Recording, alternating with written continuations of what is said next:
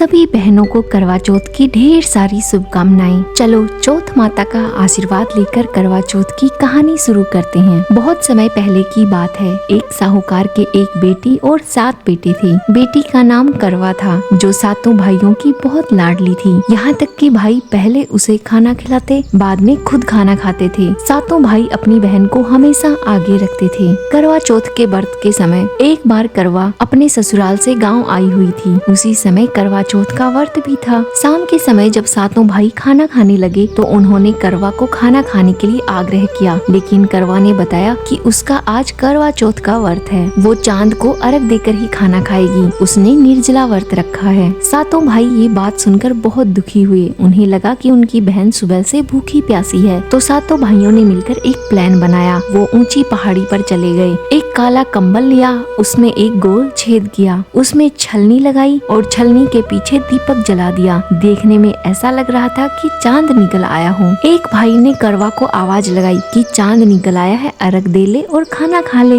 ये सब देखकर करवा अपनी भाभीयों के पास दौड़ती हुई गई और भाभीयों से कहा, भाभी चांद निकल आया है, चलिए अर्घ दे लेते हैं, फिर खाना खाएंगे। लेकिन भाभीयों ने कहा कि ये सिर्फ आपके लिए चांद निकला है, हमारा चांद बाद में निकलेगा। करवा बहुत भोली थी, वो समझ नहीं पाई भाभीयों की बात। उसने अर्घ दे लिया और खाना खाने के लिए बैठ गई। माँ ने खाना परोसा। जैसे ही करवा ने पहला निवाला तोड़ा तो उसे छींक आ गई। दूसरा निवाला लिया तो बाल आ गया। जैसे ही करवा ने तीसरा निवाला तोड़ा, ससुराल से बुलावा आ गया। कहा जिस भी हालत में है करवा, तुरंत ससुराल भेज दिया जाए। माँ ने करवा को ससुराल भेजने की तैयारी शुरू की। उन्होंने जैसे ही करवा के कपड़े निकालने के लिए संदूक खोला, सारे कपड़े काले या सफेद हो गए। करवा की माता ने उन्हीं में से एक जोड़ी कपड़े दिए और ससुराल के लिए विदा कर दिया। जाते समय करवा की माँ ने उसे हाथ में एक सोने का टका दिया और कहा कि रास्ते में जो भी मिले उसके पैर छूते हुए जाना। कोई भी तुझे बूढ़ सुहागन का आशीर्वाद दे, उसे ये सोने का टका दे देना। करवा रास्ते में जो भी मिलता उनके पैर छूते हुए जा रही थी, लेकिन किसी ने भी उसे बूढ़ सुहागन का आशीर्वाद नहीं दिया। सब कहते खुश रहो, सुखी रहो। लेकिन जैसे ही करवा अपने ससुराल पहुँची, उसकी छोटी ननद बाहर खेल रही थी। उसने जैसे ही ननद के पैर छुए, उन्होंने उसे बूढ़ सुहागन का आशीर्वाद दिया। करवा ने अपने पल्ले से बंधे सोने के टके को खोला और ननद को दे दिया। जैसे ही करवा घर के अंदर गई तो वो क्या देखती है, उसके पति का शव जमीन पर पड़ा था। लोग उसे ले जाने की तैयारी कर रहे थे। ये देखकर करवा जोर जोर से रोने लगी और उसने कहा कि मैं इन्हें कहीं नहीं ले जाने दूंगी, इन्हें मैं अपने पास ही रखूंगी। लेकिन लोगों ने कहा करवा चौथ का व्रत तोड़ा तब तो ये सब नहीं सोचा था, दिन में ही चांद देख लिया, अगर पूरा व्रत करती तो ये नौबत ही नहीं आती। करवा ने सबकी बातें सुनी, लेकिन उसके पास कोई जवाब नहीं था। वो अपने पति के लिए रोती बिलखती रही। फिर करवा ने कहा कि मैं अपने पति के साथ ही जाऊंगी। लोगों ने बातचीत की और सुलह निकाली कि इसे अपने पति के साथ ही जाने देते हैं। जब करवा के पति को शमशान लेकर पहुँचे तो करवा ने अपने पति को जलाने से मना कर दिया और कहा कि मैं अपने पति की सेवा करूंगी, मुझे मेरे पति के पास ऐसे ही रहने दो। लोगों ने सोचा ये पागल हो गई है और उसके लिए शमशान के पास में ही एक झोपड़ी बना दी, जिसमें वो अपने पति के साथ रहने लगी। करवा रोज अपने पति की सेवा करती, उसके सामने पंखा झल्लाती रहती और उसके पास बैठी रहती।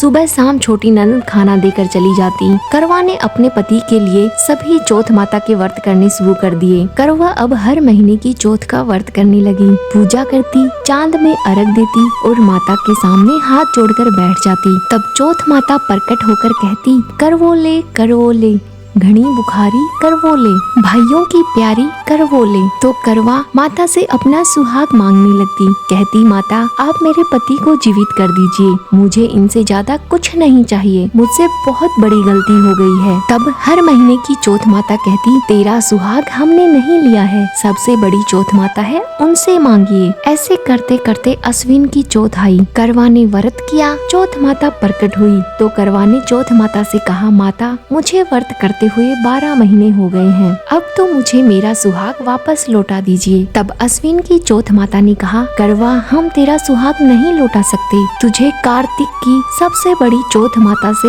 अपना सुहाग मांगना होगा। जब वो आए तो तू उनके पैर पकड़ लेना और तब तक पैर मत छोड़ना जब तक माँ तेरा सुहाग वापस न लौटा दे। 16 श्रृंगार का सारा सामान तैयार रखना, माता दयालु है, तुझे तेरा सुहाग लौटा देंगी। ये सब कहने के बाद अश्विन की चौथ माता माता अंतर ध्यान हो गई। दिन बीतते गए। कार्तिक की करवा चौथ का व्रत आया। करवा ने व्रत रखा, अर्घ दिया और पूजा पाठ किया। तभी माता प्रकट हुई और चौथ माता ने कहना शुरू किया, करवोले घनी बुखारी करवोले, भाइयों की प्यारी करवोले, दिन में चांद उगाने वाली करवोले। ये सब सुनकर करवा ने माता के पैर पकड़ लिए और कहा, माता मुझसे बहुत बड़ी गलती हो गई है। मेरी गलती की आप मुझे इतनी बड़ी सजा मत दीजिए। मैंने पूरे साल आपके व्रत रखे हैं, आप मुझे मेरा सुहाग लौटा दीजिए। और करवा ने कहा, मैं आपके पैर तब तक नहीं छोड़ूंगी जब तक आप मेरा सुहाग ना लौटा देंगी। ये सुनकर माता ने कहा, ठीक है, मुझे सुहाग का सारा सामान ला कर दे। करवा ने एक एक करके सुहाग का सारा सामान माता के सामने रख दिया। माता ने कहा, तुझे कोई सिखा कर गया है, इसीलिए तू सब जानती है। लेकिन करवा ने कहा, माता मुझे तो हालात ने सब सिखा दिया, मुझसे बहुत बड़ी गलती हो गई थी। माता ने उसे अपने सिंदूर में से थोड़ा सिंदूर और अपनी मेहंदी से थोड़ी मेहंदी दी। मांग में सिंदूर लगाते ही करवा के पति हरे राम करते हुए खड़े हो गए। माता भी आशीर्वाद देकर अंतर ध्यान हो गई। शाम के समय जब करवा की छोटी ननद करवा को खाना देने आई तो उसने देखा कि करवा ने बाल खुले छोड़ रखे हैं, लेव चौका कर रही है, करवा चौथ का व्रत कर रखा है और बहुत सुंदर सजी संवरी हुई है। साथ में ही झोपड़ी की जगह बड़ा सा महल बन गया है, बगल में उसका भाई बैठा है। ये सब देखकर करवा की छोटी ननद दौड़ी दौड़ी अपनी माँ के पास पहुँची और माँ को बताया कि उसका भाई जिंदा हो गया है। माता ये सुनकर हैरान रह गई और कहा, तेरी भाभी तो पागल थी ही, तू भी साथ में पागल हो गई है। लेकिन करवा की छोटी ननद ने कहा, नहीं माँ, आप चलकर देख लीजिए, भाभी ने व्रत किया है और भाई जिंदा है। जैसे ही करवा की सास करवा के घर पहुँची तो क्या देखती है, बेटा सामने बैठा है। करवा बहुत ही सुंदर 16 श्रृंगार में सजी हुई है। ये सब देखकर सास ने बहू के पैर छुए और बहू ने सास के। सास रोने लगी और कहा कि तूने ऐसा क्या किया कि मेरा बेटा जीवित हो गया। तो उसने माँ करवा चौथ की पूरी कहानी सुनाई। सास ने कहा, ये तेरे ही कर्मों का फल है कि आज मेरा बेटा जिंदा है। हे चौथ माता, साहूकार की बेटी के साथ हुआ ऐसा किसी के साथ ना हो। बाद में जैसे करवा के पति को लंबी आयु दी, ऐसे ही हर स्त्री पर अपना आशीर्वाद बनाए रखना। कथा को कहने वाले, सुनने वाले और हुंकारे भरने वाले पर अपना आशीर्वाद हमेशा बनाए रखना। जय चौथ माता।